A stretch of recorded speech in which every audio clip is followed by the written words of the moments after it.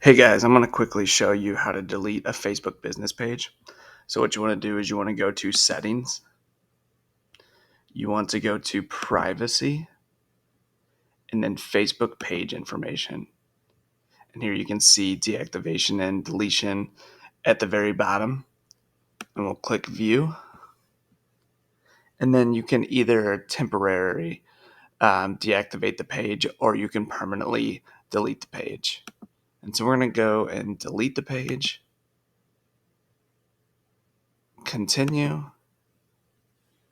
And then we'll enter in our password just to make sure that we delete the page.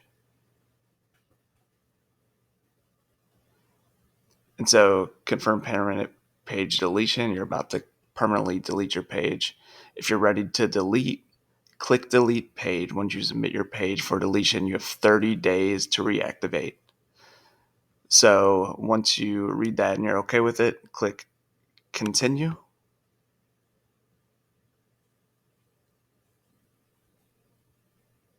And there you go. Your page has now been deleted. Hope you guys enjoyed the video. Thanks for watching, and don't forget to subscribe.